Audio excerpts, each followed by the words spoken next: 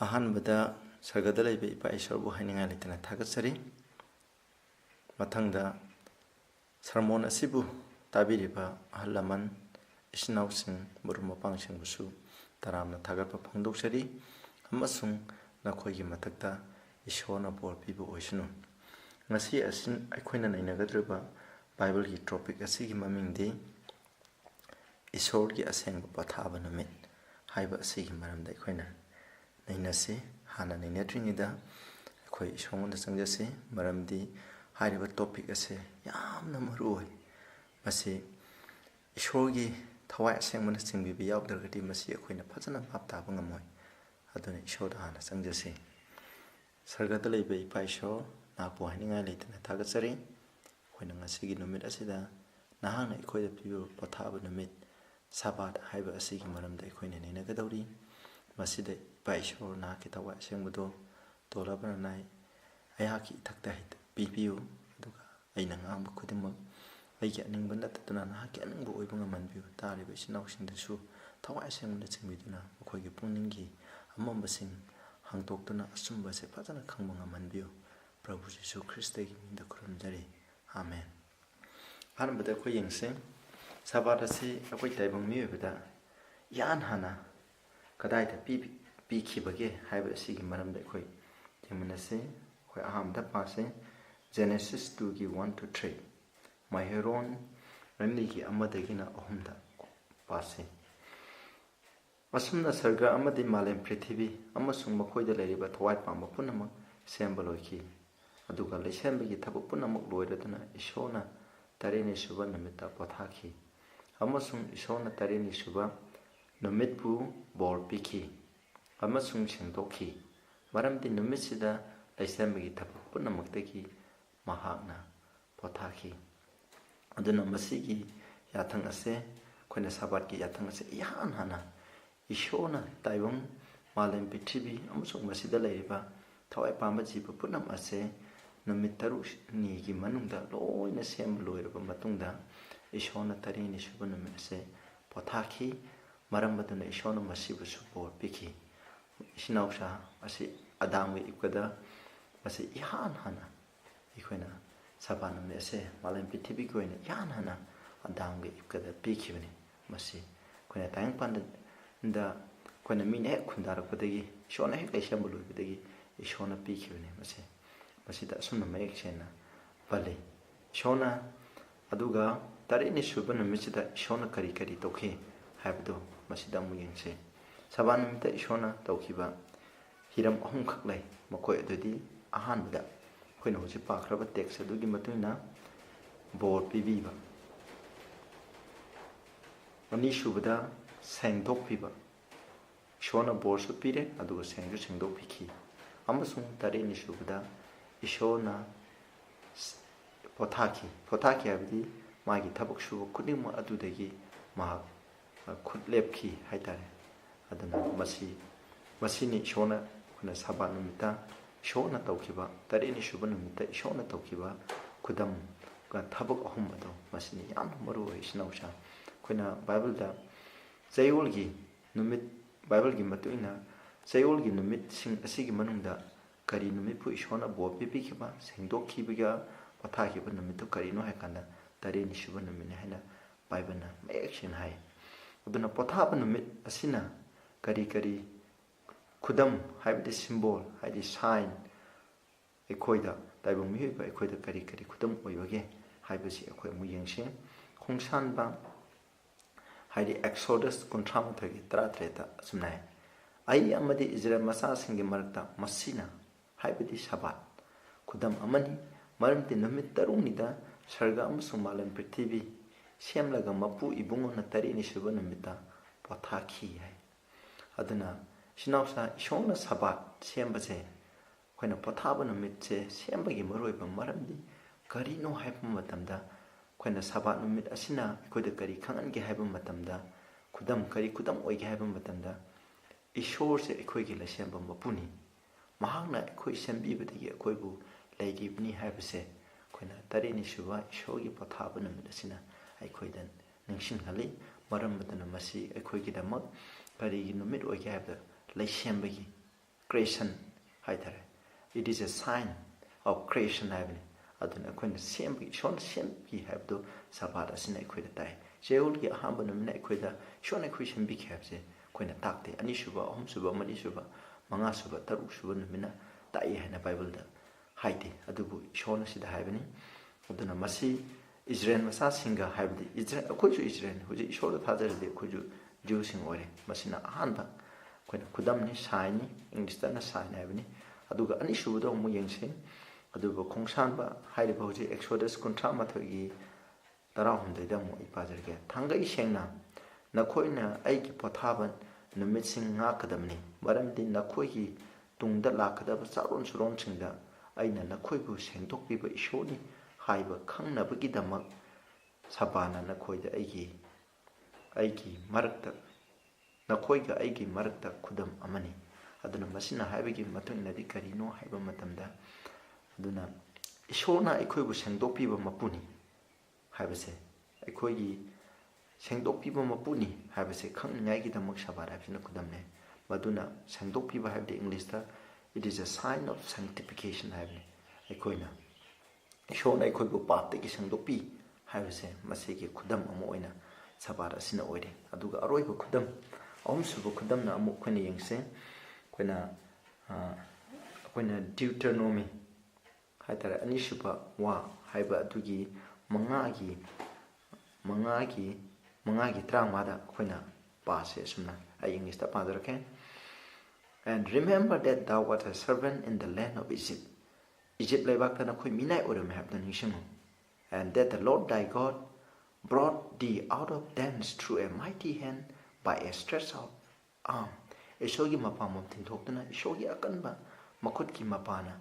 makhoi mafam adudagi ishona nakhoibu purakpani habse ningsingu. Therefore maramaduna the Lord thy God commanded thee to keep the Sabbath day. Maramaduna ishona nakhoida ishworgi pothaba numit Sabbath numit se ngau haina yathang piribini habne masina takpudi kaino di koina Sabbath haibsina kari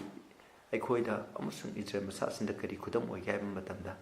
paapki minai oina Egypta minai oina leirambado adudagi ishona mukhoibu puthokpado adu ningsingai gidam ishona ngau hai aduga hojikti akhoigi matamdadi Egypt haibse akhoigi matamdadi karino karibu khangnagi haiba matamda masi akhoigi damaktadi paap haibani tayangpan pithibi haibani tayangpan pithibida mina tongnariba paapsing asidagi aikhoibu kan ishona kanbinangai gi puthokpirabani singthokpirapani khoibu khandokkrabani haibse khudam oiningai gi dam ishona pibani maram aduna Sabbath asina khoida kaidopa kanbibagi sign of redemption haibse su khoida mayek sena khangne sinawsa basi kwadi muru oibani khoina khangge yengsi amu masi ishorgi dam tede khoina pithibida laibak yamna le maru aina India hairo makhoigi ju kari ol lei flag haibsing je loina lei hairiba flag sing ase aikhoina kaidongda hongdokpa yabra hongdokpa yade aduni sinawsa Sabbath haibsina khoigi ishorgi chu flag ni masina aikhoi ishorgi mini aduga mahak ishorne haibse masina aikhoida taklibni aduna masi yamna maru oi haibse aikhoina matam khudingda aikhoina gawkhumsi akhoi amu yengse Ten Commandment pidringai gi mamangda haibdi wal jathang tana pidring mamangda sinai singda pidringai gi mamangda ishorgi Sabbath ase ishorgi mission ngalambra haibase akhoina amu yengse akhoina khongsan ba mangai marida hai Moses ta Pharaoh na sahi karigi namna khoina aigi mission bu pathan bano haina thabuk subagi motana khoina pathali sigi manam karigino haina hangi adu matamda karigino haiba matamde Moses na Israel masasingdo khoina Sabbath numita pothaba thabuk suhanda adugi damaktani bokhoina saibase maramdi natragati khoina shoi Sabbath numit ngau haibigi dam mission ngakwa adugi damaktani aduma leire aduna tabda khoina khongsan ba khoina Exodus 16 da mu yengse khoina 20 kulum doidegina khoina kainobu pabu matamda kuntra mathoi saibu pabu matamda khoina mu khangani ai samlamna pajarake khoi masida mu yengse khoina khongsan ba haidi Exodus ꯇꯔꯥꯇꯨꯛꯇ ꯑꯩꯈꯣꯏꯅ ꯀꯨꯟꯍꯨꯝꯗꯣꯏꯗ ꯄꯥꯔꯛꯀꯦ. ꯃꯣꯁꯦꯅ ꯃꯈꯣꯏꯗ ꯍꯥꯏꯔꯛꯏ, ꯂꯥꯏꯅꯤꯡꯊꯧ ꯏꯕꯨꯡꯉꯣꯅ ꯊꯥꯔꯛꯂꯤꯕ ꯌꯥꯊꯪꯁꯤꯡꯁꯦ ꯇꯥꯔꯣ. ꯍꯌꯦꯡꯁꯤ ꯆꯤꯡꯂꯦꯝꯕ ꯂꯥꯏꯅꯤꯡꯊꯧ ꯏꯕꯨꯡꯉꯣꯕꯨ ꯅꯤꯡꯁꯤꯡꯅꯕ ꯅꯨꯃꯤꯠꯅꯤ. ꯅꯈꯣꯏꯅ ꯍꯧꯒꯗꯕ ꯇꯜ ꯑꯃꯗꯤ ꯊꯣꯡꯒꯗꯕ ꯄꯣꯠꯁꯤꯡꯗꯨ ꯊꯣꯡꯂꯣ. ꯂꯦꯝꯍꯧꯕ ꯀꯔꯤꯒꯨꯝꯕ ꯂꯩꯔꯒꯅ ꯃꯊꯪꯒꯤ ꯑꯌꯨꯛ ꯌꯧꯗ꯭ꯔꯤ ꯐꯥꯎꯕ ꯈꯥꯛꯂꯣ. ꯃꯣꯁꯦꯒꯤ ꯌꯥꯊꯪ ꯃꯇꯨꯡꯏꯟꯅ ꯂꯦꯝꯍꯧꯕꯗꯨ ꯑꯌꯨꯛ ꯐꯥꯎꯕ ꯈꯥꯛꯇꯨꯅ ꯊꯝꯂꯝꯃꯤ. ꯑꯔꯦꯝꯕ ꯆꯤꯟꯖꯥꯛꯇꯨ ꯄꯨꯝꯈꯤꯗꯦ, ꯇꯤꯟ ꯇꯥꯈꯤꯗꯦ. ꯃꯣꯁꯦꯅ ꯃꯈꯣꯏꯗ ꯍꯥꯏꯔꯝꯃꯤ, ꯃꯗꯨ ꯉꯁꯤ ꯆꯥꯔꯣ, ꯃꯔꯝꯗꯤ ꯉꯁꯤꯁꯤ ꯂꯥꯏꯅꯤꯡꯊꯧ ꯏꯕꯨꯡꯉꯣꯕꯨ ꯅꯤꯡꯁꯤꯡꯅꯕ ꯅꯨꯃꯤꯠꯅꯤ. ꯉꯁꯤꯗꯤ ꯑꯩꯈꯣꯏꯅ ꯆꯥꯔꯤꯕ ꯆꯤꯟꯖꯥꯛꯁꯤ ꯂꯧꯕꯨꯛꯇ ꯐꯪꯂꯣꯏ. ꯅꯨꯃꯤꯠ 6ꯅꯤ ꯅꯈꯣꯏꯅ ꯃꯁꯤ ꯈꯣꯝꯖꯤꯟꯒꯗꯕꯅꯤ, ꯑꯗꯨꯕꯨ 7ꯅꯤ ꯁꯨꯕ ꯄꯣꯊꯥꯕ ꯅꯨꯃꯤꯠꯇꯗꯤ ꯃꯗꯨ ꯃꯆꯦꯠ ꯑꯃ ꯐꯥꯎꯕ ꯐꯪꯂꯣꯏ. 7ꯅꯤ ꯁꯨꯕ ꯅꯨꯃꯤꯠꯇ ꯃꯗꯨ ꯂꯧꯒꯦ ꯍꯥꯏꯗꯨꯅ ꯃꯤ ꯈꯔꯅ ꯂꯧꯕꯨꯛꯇ ꯆꯠꯂꯝꯃꯤ, ꯑꯗꯨꯕꯨ ꯍꯥꯏꯔꯤꯕ ꯄꯣꯠꯇꯨ ꯐꯪꯂꯝꯗꯦ. ꯂꯥꯏꯅꯤꯡꯊꯧ ꯏꯕꯨꯡꯉꯣꯅ ꯃꯣꯁꯦꯗ ꯍꯥꯏꯔꯝꯃꯤ, ꯃꯇꯝ ꯀꯌꯥꯝ ꯀꯨꯏꯅ ꯅꯈꯣꯏꯅ ꯑꯩꯒꯤ ꯌꯥꯊꯪ ꯑꯃꯗꯤ ꯄꯨꯌꯥꯗꯨ ꯀꯥꯏꯗꯅ ꯆꯠꯂꯣꯏꯗꯒꯦ? ꯂꯥꯏꯅꯤꯡꯊꯧ ꯏꯕꯨꯡꯉꯣꯅ ꯄꯣꯊꯥꯕ ꯅꯨꯃꯤꯠ ꯀꯥꯏꯗꯅ ꯆꯠꯅꯕ ꯌꯥꯊꯪ ꯄꯤꯅꯕꯤꯔꯦ. ꯃꯔꯝꯁꯤꯅ 6ꯅꯤ ꯁꯨꯕ ꯅꯨꯃꯤꯠꯇ ꯅꯤꯅꯤ ꯆꯥꯅꯕ ꯆꯤꯟꯖꯥꯛ ꯄꯤꯅꯕꯤꯈꯤ. ꯅꯈꯣꯏꯅ ꯂꯩꯔꯤꯕ ꯃꯐꯝꯗꯨꯗꯒꯤ 7ꯅꯤ ꯁꯨꯕ ꯅꯨꯃꯤꯠꯁꯤꯗꯤ ꯂꯦꯡꯕ ꯌꯥꯗꯦ. 7ꯅꯤ ꯁꯨꯕ ꯅꯨꯃꯤꯠꯇ ꯀꯅꯥꯁꯨ ꯃꯄꯥꯟ ꯊꯣꯛꯄ ꯌꯥꯔꯣꯏ. ꯑꯁꯨꯝꯅ ꯃꯤꯁꯤꯡꯅ 7ꯅꯤ ꯁꯨꯕ ꯅꯨꯃꯤꯠꯇ ꯄꯣꯊꯥꯗꯨꯅ ꯂꯩꯔꯝꯃꯤ ꯍꯥꯏ. ꯑꯩꯈꯣꯏꯅ ꯏꯪꯂꯤꯁꯇꯗꯤ ꯌꯥꯝꯅ ꯃꯌꯦꯛ ꯁꯦꯡꯉꯤ. ꯑꯗꯨꯅ ꯃꯈꯣꯏꯅ 7ꯅꯤ ꯁꯨꯕ ꯅꯨꯃꯤꯠꯁꯦ ꯃꯈꯣꯏꯅ ꯄꯣꯊꯥꯈꯤ ꯍꯥꯏ. ꯃꯁꯤꯗ ꯏꯆꯤꯟꯅꯥꯎꯁꯦ ꯑꯩꯈꯣꯏꯅ ꯁꯤꯗ ꯄꯥꯕꯗꯒꯤ ꯈꯪꯉꯤ, ꯑꯩꯈꯣꯏ ꯏꯖꯔꯦꯜ ꯃꯆꯥꯁꯤꯡꯅ ꯂꯝꯍꯥꯡꯗ ꯂꯩꯕ ꯃꯇꯝꯗ ꯃꯈꯣꯏꯅ ꯃꯅꯥ ꯄꯤꯕ ꯍꯧꯔꯝꯃꯤ. ꯃꯅꯥ ꯄꯤꯕ ꯃꯇꯝꯗ ꯑꯩꯈꯣꯏꯅ ꯅꯨꯃꯤꯠ ꯈꯨꯗꯤꯡꯒꯤ ꯅꯨꯡꯇꯤꯒꯤ ꯆꯥꯅꯕꯁꯤꯡꯗꯣ ꯏꯁꯣꯔꯅ ꯅꯣꯡꯃ ꯅꯣꯡꯃꯒꯤ ꯑꯣꯏꯅ ꯄꯤꯔꯝꯃꯤ. ꯑꯗꯨꯒ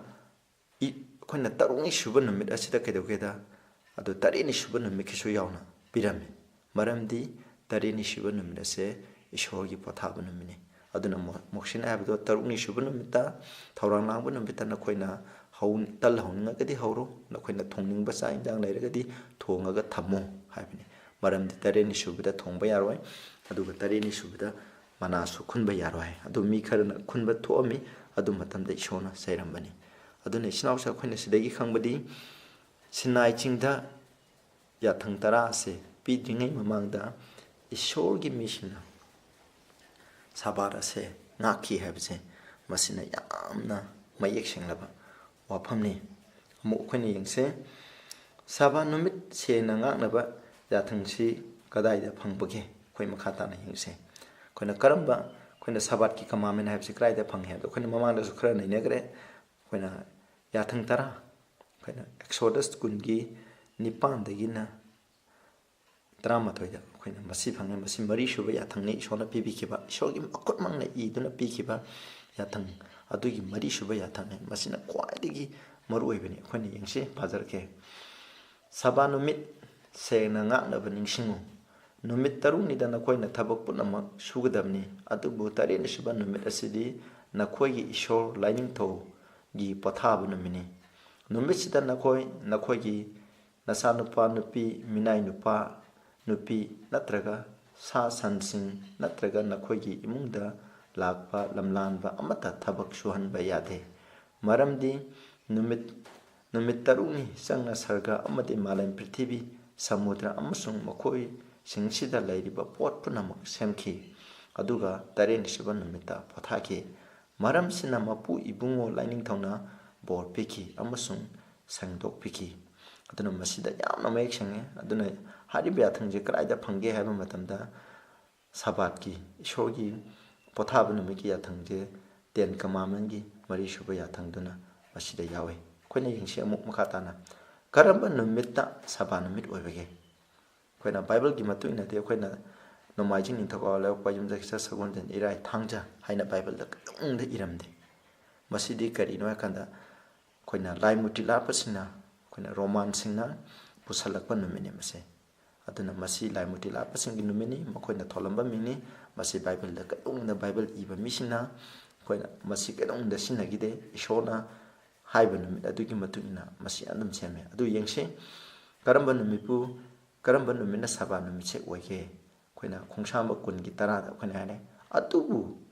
7ꯅꯤ ꯁꯨꯕ ꯅꯨꯃꯤꯠ ꯑꯁꯤꯗꯤ ꯅꯈꯣꯏꯒꯤ ꯏꯁꯣꯔ ꯂꯥꯏꯅꯤꯡꯊꯧꯒꯤ pothaba numini haibadi pothaba haibadi Sabbath numini hai adun ichinaw sa Bible se yamna mek sang ishorna akhoi da piba sengna nga waina piba pothaba numiti karino haiba matamda tari ni shuba numini haina akhoi yengi adudi akhoi mo yengche tari ni shuba numit ase chayolgi karamba numita tabagi masi thangjara nomajingla haibdo akhoi namu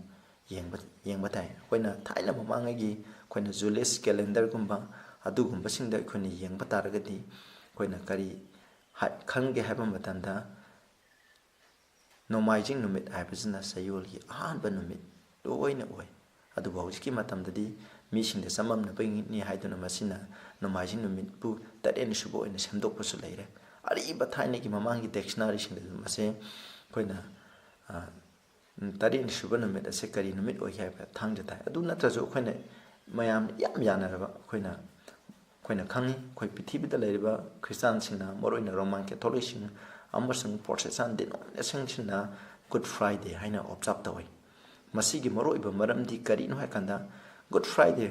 ngakpagi maramdi keno Jisu Christna akhoi gidama irai numita sibi khibagi damu masibu Good Friday haina pithibida leiba mission pangthoi aduga madugi Good Friday gi mathangi numit aduguna akhoi Easter Sunday haina hojikchu pithibida leiba akhoi Christian singna loina masi Roman Catholic singna masi adum pangthokuna le amasung Good Friday amasung Easter Sunday anigi marakta leiba numit ase Saturday ni masi akhoi Sabbath numini akhoi Bible digi amu akhoi masi yang ase nakhoi pagi hardi Mark akhoi loina de paro aidi lukte gi pajarke Mark 35 gi 42 dagi na 47 aduga amu 32 ki ahum phawa masida akhoi paba matamda akhoi khangani adubu akhoi khara nungai ngai gi dama ina lukte gi oina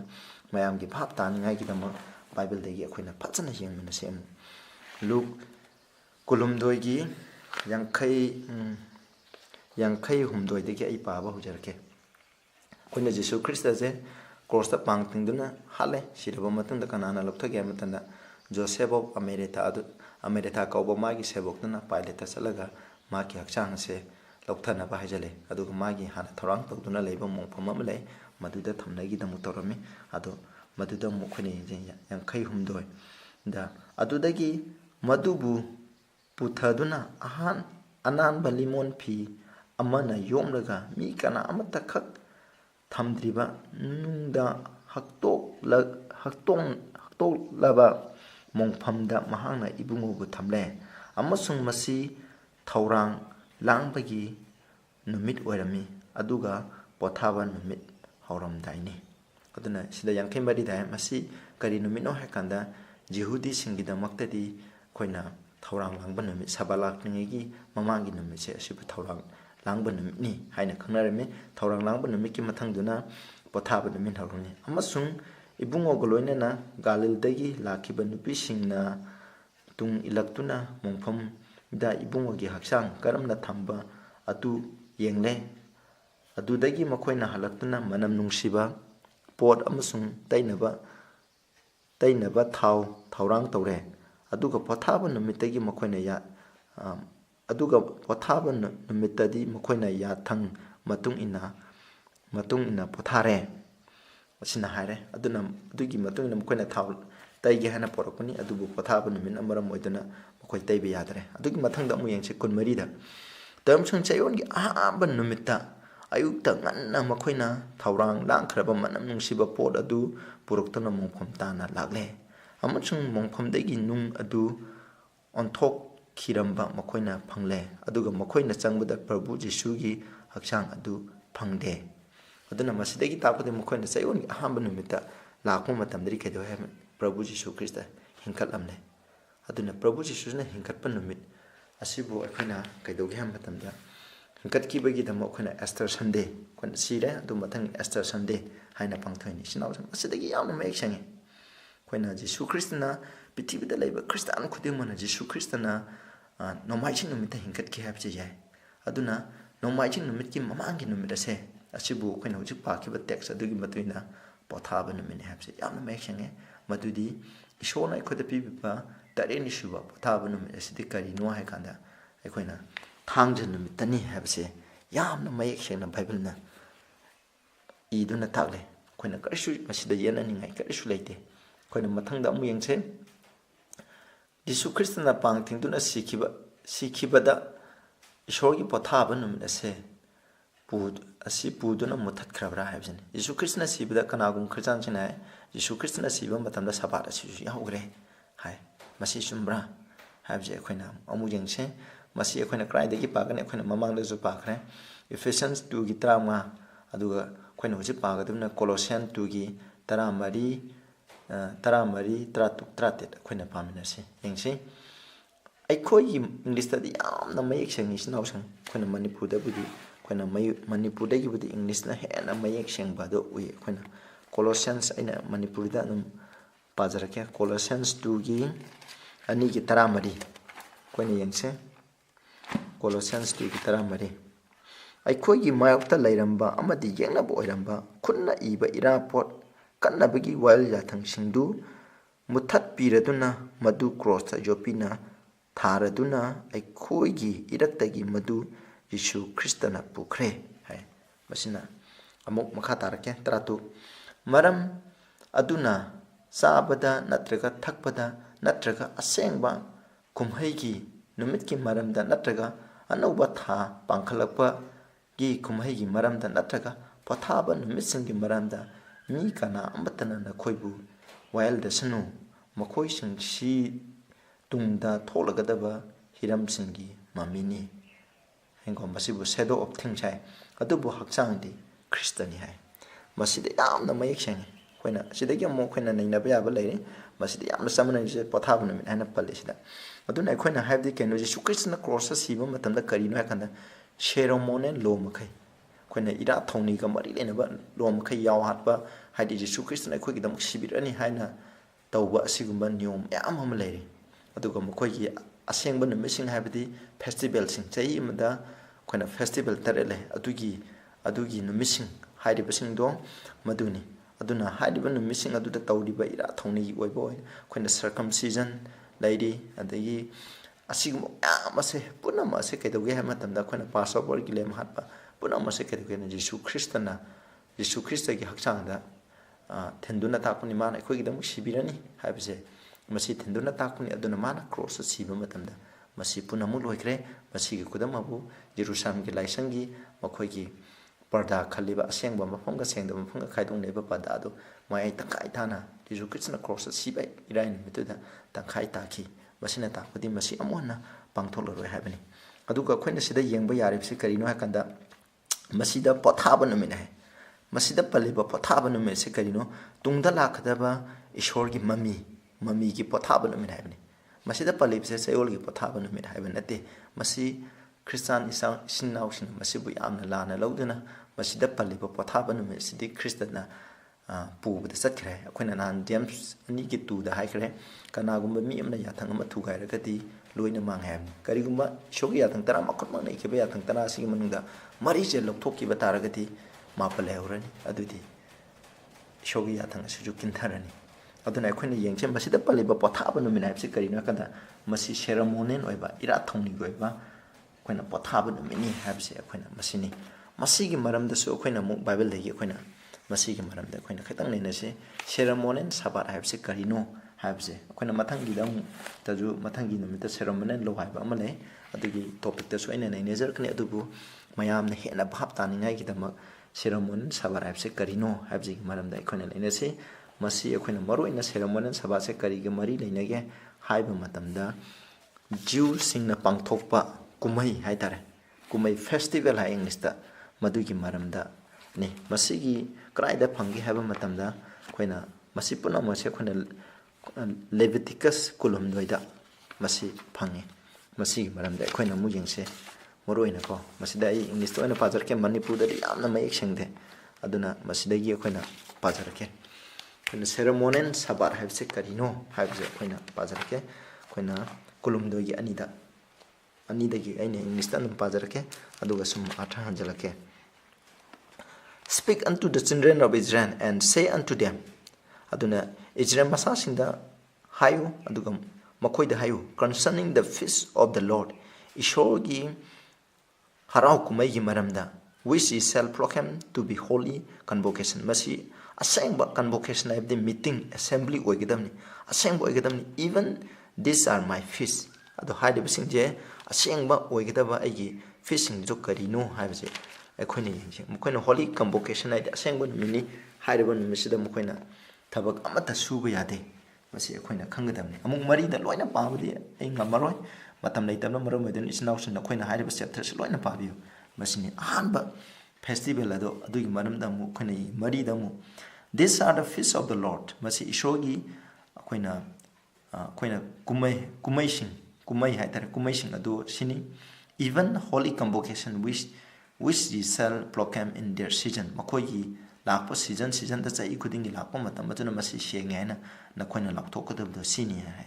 hai ko aduga anba makogi kumai je karino kanda verse 5 in the 14th day of the first month at even is the Lord's Passover adun ishona makoida piba anba makogi kumai haitare festival haitare makogi feast haije karino haiba matamda Passover ni masigi maramda nakoina fazana khange haitaragadi akoina khongsan ba tarani thoi tarom de na koina fazana pabi Egypt gi makoina puthorko matanda Passover haibde aran sa khang haibse makoina pangthokibni masi karino aran sa khang haibse kana ga changdamne haibde Jesus Christ ni masi no maina fazana adugi maramda Christ our Passover was crucified for us haibne first Corinthians da ko masim haibne aduna Passover gi yaw hatpa ki pungpham aduga Jesus Christ na course si gi pungpham aduga samane masibuni aduna masi lere amuk verse 7 da amuk yenge masi gi Passover gi roi loina na tauba kumai adudi kaino da akoina hamai yaw da batan haibne tan jaba gi kumai masi numit tari ni sumna pangthoi haiba se yengje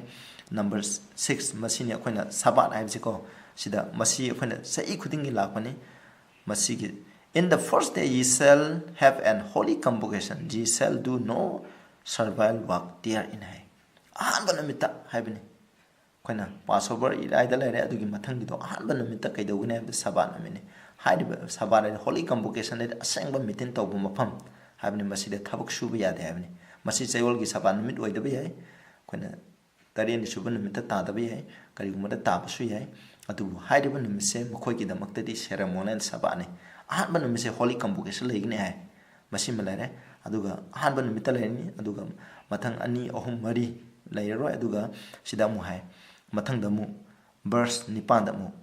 but ye shall offer an offering made by fire unto the Lord 7 days in the 7th day is an holy convocation aduga tarini subana meda su asengba mi holy convocation adi mayam ishor tindun ishor kunumduna ko laikidaba namit ni hai ado haiba numit ani asibu koina unleavened bread ki numit asibu ahamba ki numit asibu ceremonial Sabbath haina khani masina ama ani shubulare adugi mathangda amu masigi mathangda la pa kumai dudi kana website the first fruit offering happening masini masi mulare aduga first spring masina no majin numit to bunu mini haiba matam siga num thangnare adugi matungda mu makoina ishona holy convocation oy haba kumai je amu koina yengse verse kuma thoida lere masina Pentecost hadi khoina lakrok pagi kumai haibdu khoina khangne kunma thoida khoina mu yengse and ye shall proclaim on the self-same day that it may be an holy convocation unto you ye shall do no servile work therein it shall be established forever in your dwelling throughout your journey masina mita holy convocation oigini habidi thabak suba yaroi asengba mitin tawgada nupini masi karmano Pentecost ki numita masi khoina Passover gi khoina laira websing offering khoina first fruit couple laira adudegi numi yankhaini thireba matungda masi je khoina pangthokadamni masi gi khoina anti-type se krai da oigra ga khoina Christ da haidi khoina Jesus Christ gi sabukna Pentecost de X23 da khoina pangthokibdo masini haidiba numit ase thabuk suba yade shoda tinaduna laigidaba numini haina masina laire masina masi ceremonial Sabbath masina humsuba Pentecostal Sabbath hairaga ju khangnai chinawda adu ngasi gi matam leitabano yuna matang asida loisalaje aduga khoina mathangda amu masi gi makha tarapusingdo amu nainasi nakhoi gi matakta ishon board pi boisunu hairiba sum bchena khoina loksal haina lowe prarthana dause sagadale bi paishwayam thakasare ai khoina nahki Sabbath ki khana nina bagi ahan basaru do khoina ꯅꯩꯅꯖꯈ꯭ꯔꯦ ꯑꯩꯈꯣꯏꯅ ꯈꯟꯅꯈ꯭ꯔꯕ ꯅꯩꯅꯈ꯭ꯔꯕ ꯈꯨꯗꯤꯡꯃꯛ ꯑꯁꯤꯗ ꯅꯍꯥꯛꯅ ꯚꯥꯞ ꯇꯥꯍꯟꯕꯤꯕ ꯑꯁꯤꯒꯤꯗꯃꯛꯁꯨ ꯊꯥꯒꯠꯆꯔꯤ ꯑꯩꯈꯣꯏꯅ ꯃꯈꯥ ꯇꯥꯅ ꯑꯃꯨꯛ ꯅꯩꯅꯔꯛꯄꯗꯁꯨ ꯅꯍꯥꯛꯅ ꯕꯣꯔ ꯄꯤꯅꯕꯤꯌꯨ ꯅꯍꯥꯛꯀꯤ ꯑꯆꯨꯝꯕꯁꯦ ꯑꯩꯈꯣꯏꯗ ꯍꯦꯟꯅ ꯈꯪꯍꯟꯕꯤꯌꯨ ꯄ꯭ꯔꯚꯨ ꯖꯤꯁꯨ ꯈ꯭ꯔꯤꯁꯇꯒꯤ ꯃꯤꯡꯗ ꯈꯨꯔꯨꯝꯖꯔꯤ